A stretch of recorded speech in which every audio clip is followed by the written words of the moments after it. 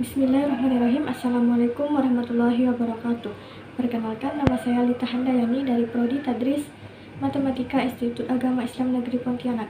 Di sini saya akan menjelaskan sedikit tentang materi yang ada pada mata kuliah teori bilangan, di mana materinya di sini adalah tentang keterbagian, dan juga sedikit akan saya jelaskan berbagai contoh-contohnya sekaligus. Untuk lebih jelasnya, silahkan simak video selanjutnya. Baiklah, di sini saya akan menjelaskan sedikit tentang definisi dari keterbagian.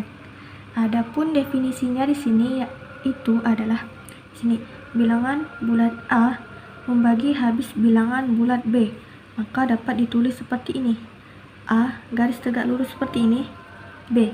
Di sini cara baca dari ini adalah bilangan bulat A membagi habis bilangan bulat B atau A membagi habis B.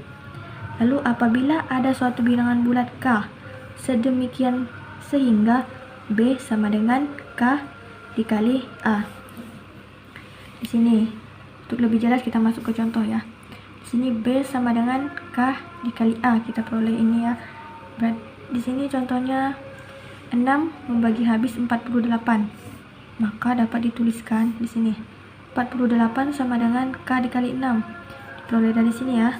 Jadi 48 dibagi 6 sama dengan K. Jadi di sini K-nya sama dengan 8. Jadi 6 membagi habis 48 berarti 48 sama dengan 8 dikali 6, di mana 8 adalah K.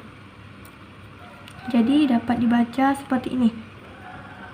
6 membagi habis 8 karena ada suatu bilangan bulat yaitu 8 sedemikian sehingga 8 dikali 6 sama dengan 48.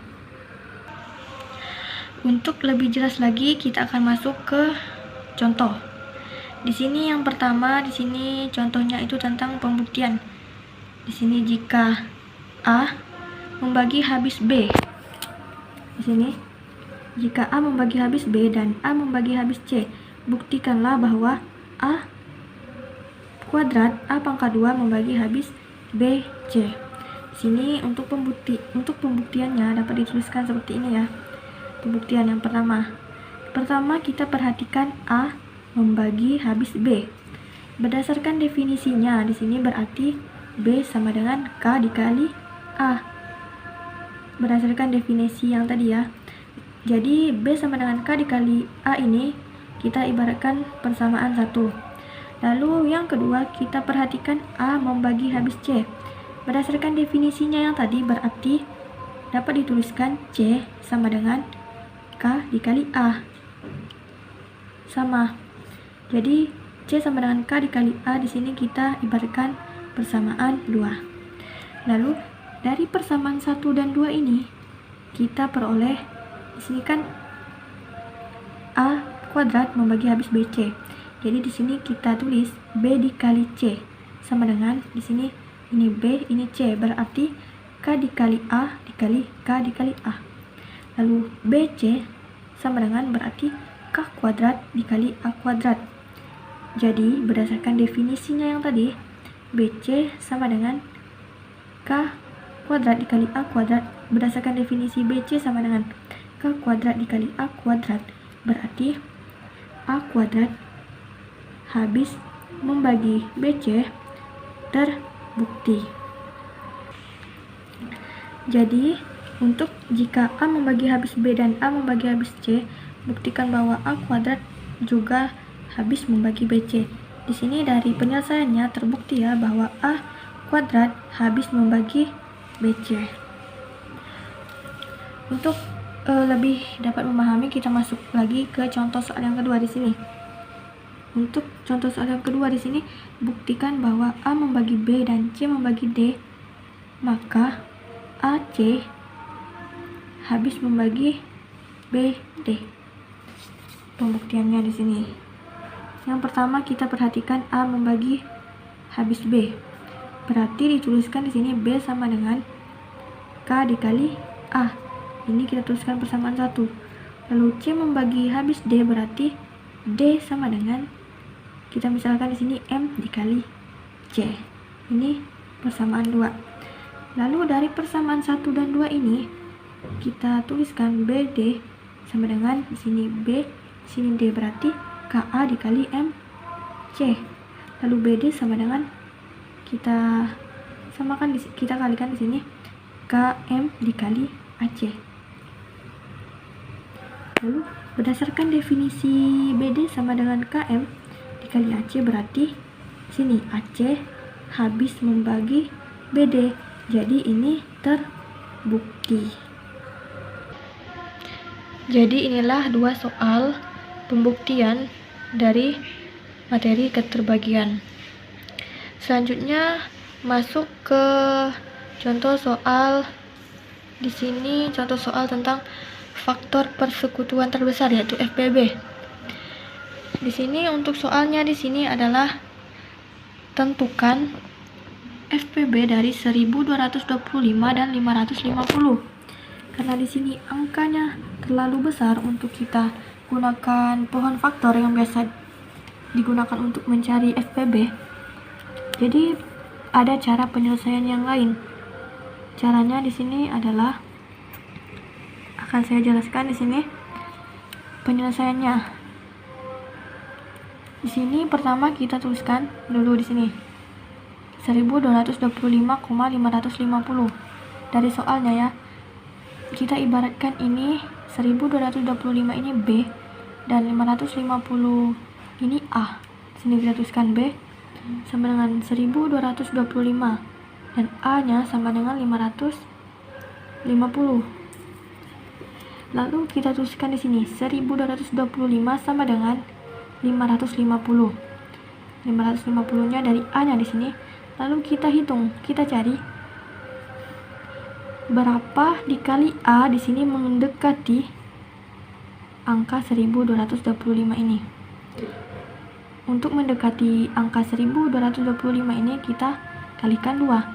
550 kali 2 hasilnya 1100. Lalu masih lebih dong. Jadi lebihnya di sini lebihnya 125. Jadi kita tambah di sini 125.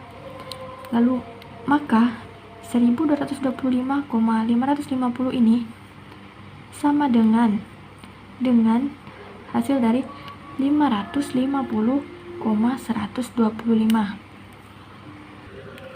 Jadi di sini diperoleh hasil 550,125. Kita turunkan lagi di sini B-nya, berarti B sama dengan di sini ya. B-nya ini 550, lalu A-nya 125. Kita tuliskan lagi di sini 550 sama dengan 125 kali berapa? Mendekati 550. Atau 125 dikali berapa sama dengan 550. Jadi di sini kita dapat 125 dikali 4. Lalu lebihnya di sini 50. Di sini 125 dikali 4 kan hasilnya 500. Sedangkan di sini 550 berarti lebihnya 50. Jadi kita tambahkan 50. Maka 550,125 ini sama dengan 125,50. Dari sini 125,50. Ini kita selesaikan sampai hasil akhirnya 0. Jadi kita turunkan lagi di sini. B sama dengan 125, A-nya 50. 125 sama dengan 50 kali berapa? Hasilnya 125. Di sini berarti 50 dikali 2. 50 kali 2 100. Sedangkan sini 125 berarti ditambah 25. Maka 125,50 di sini sama dengan 50,25. Di sini masih 50,25 belum 0, jadi masih bisa diturunkan lagi. Berarti di sini B-nya 50, A-nya 25. Lalu 50 sama dengan 25 kali berapa? Hasilnya 50. Berarti 25 kali 2 hasilnya 50. Berarti 25 kali 2 50. Berarti ditambah 0. Maka 50,25 dari sini sama dengan 25,0. Di sini hasilnya sudah 0. Maka diperolehlah FPB dari 1225 dan 550 adalah 25. Jadi FPB-nya di sini adalah 25. Ini dia untuk penyelesaiannya. Jadi sekian penjelasan singkat dari saya tentang materi keterbagian. Kurang dan lebihnya saya mohon maaf. Semoga apa yang saya sampaikan dapat bermanfaat untuk saya sendiri dan bermanfaat untuk yang menonton. Sekian dari saya, terima kasih saya ucapkan. Saya akhiri. Wassalamualaikum warahmatullahi wabarakatuh. Terima kasih.